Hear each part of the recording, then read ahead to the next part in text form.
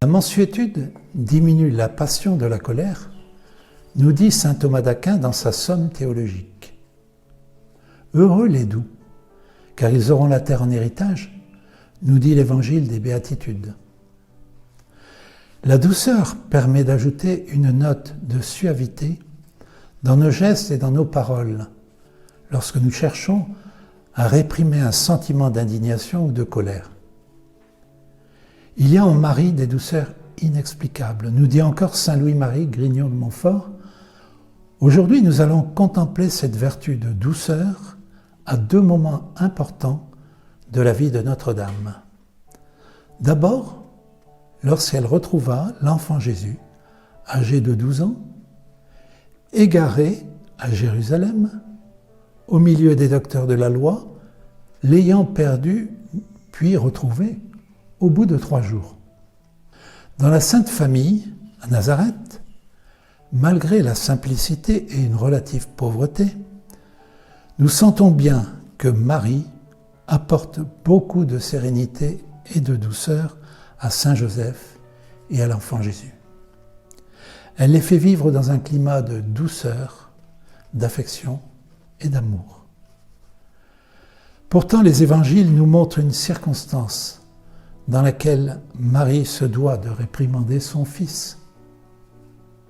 C'est lors du pèlerinage annuel de la famille à Jérusalem, alors qu'il a 12 ans, et lors du retour avec la caravane des pèlerins vers Nazareth, Jésus a disparu.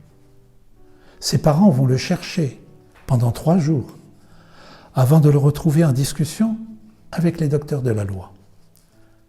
L'angoisse a été grande pour les parents, mais Marie réprimande son jeune fils avec douceur.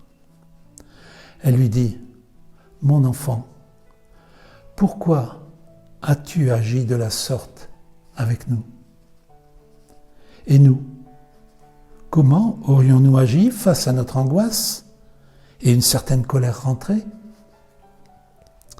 Mais Marie se contente de maintenir la paix familiale et passe la réprimande nécessaire avec douceur.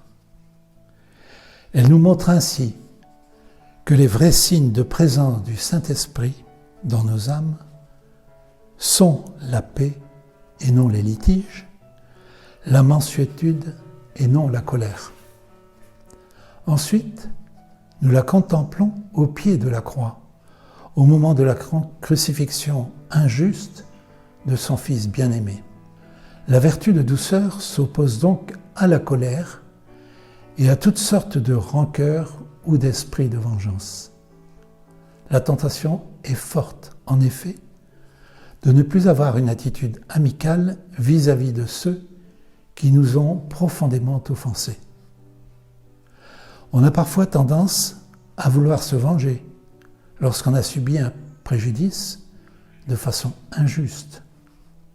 Prenons le cas de Jésus, qui pendant sa vie terrestre a fait un bien énorme, guérissant les malades, réconfortant les pauvres et les affligés, remettant debout les pécheurs ou encore les estropiés. C'est pourquoi son supplice, sa mort violente et ses humiliations furent ressenties comme très injustes et douloureuses pour la Vierge Marie, et dans de telles circonstances, elle aurait pu être indignée et nourrir des rancœurs vis-à-vis des bourreaux de son Fils. Cependant, là encore, Marie reste dans la douceur. Elle reste à l'essentiel et elle est présente auprès de son Fils au moment ultime de sa passion.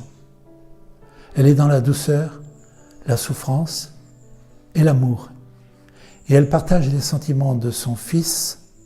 Père, pardonne-leur, parce qu'ils ne savent pas ce qu'ils font.